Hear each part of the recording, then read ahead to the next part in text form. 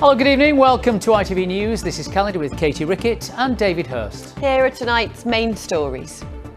But first, it's been credited with generating tens of millions of pounds for Yorkshire's economy, attracting hundreds of thousands of people to the region and raising the profile of the county around the world.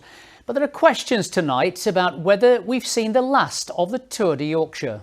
Organisers announced last night that the event will not go ahead in 2022 for the third year in a row, citing growing financial challenges. But so far, there's been no word about whether the race will ever come back. Well, many towns and villages have played host to the Tour since it was first staged in 2015, including Harworth, and Otis Holmes is there for us now. Otis. Next, the family of a former soldier who died after being hit with a bottle on a night out in Chesterfield are campaigning for glass to be banned from pubs and clubs. 23-year-old Joseph Rowbotham suffered fatal injuries in the incident in February last year. His attacker was later jailed for murder. Now Joseph's family have teamed up with Derbyshire Police to call for action to save others from similar tragedy. Katie Oscroft spoke to Joseph's father, Richard. Well, to see how feasible their campaign is, earlier I spoke to Kate Nichols, the chief executive of the industry body UK Hospitality. I started by asking her how common these kind of attacks are. About a campaign essentially to ban glass within pubs and bars. Just how feasible would that actually be?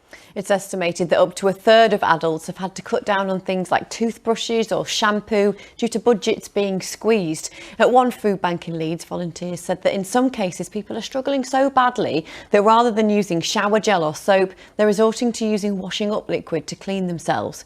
Nick Smith reports.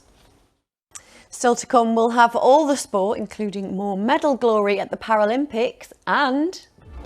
Now, in this country, black women are more likely to be victims of sexual assault. And in addition, women from black and minority ethnic backgrounds are also far less likely to report these crimes to the police. It means the data we have around violence against women doesn't always show the full picture. Well, in her second report looking at the issue, Amrit Birdie has been investigating the unique and complex challenges that face women of colour when it comes to violent crimes.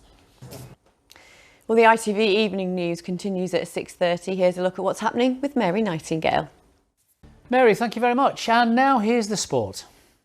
Well, Arif's here and another successful day at the Paralympics. I quite enjoy watching Calvin Phillips' little bromance there. It's very sweet.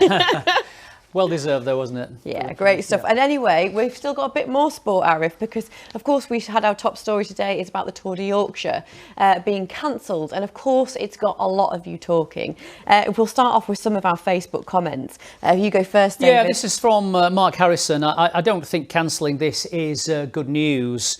I love the attraction it brings to Yorkshire. It brings such positivity to the county and the community, not to mention a massive influx to business and tourism. And Jonathan Roberts said, it's a shame, it makes Yorkshire a lot of money. It's a good day out as well. Tracy Butters seems a bit disappointed. She says the only time we get the roads repaired is when that's on. And Rich Sykes adds, this is not good news for all the small businesses that stand to lose out on large sales. I'm not into cycling, but for those that are, it's a really sad thing. We get a bit of disruption for one day, maybe even only for a few hours, although that disruption does annoy a few people on our Facebook page. Yeah. But thank you for all of those. Remember, you can still join in the conversation at facebook.com/calendar news. Now, Mr. Mitchell. What do you make? Full sort of Yorkshire scenery. That's what I'm going to be. Been and gone, haven't they? Yeah. Has been. That's me in Blackpool. Yeah, Storm Katy was more ferocious than she looks right there. Yeah, I was hunkering down a little bit. I wasn't even reporting on the storm that day. I was outside Leeds Station doing something about the day of my work. Yeah. Storm David apparently wasn't as fierce as Storm Katy, was it? It was quite fierce enough. A sign of autumn. You there said we go. The A word, John. Do my weather bit. Dash off to the other side of the studio. John's going to dance over to his weatherboard and we'll get the full forecast from him round about now. Thank you, John. He said autumn. Did he say sunshine? He did a little bit. Yeah, that's it from us. Our next update's at 10:30. The national and international stories are next with Mary Nightingale. But for now, from the team here on Calendar, thanks ever so much for watching.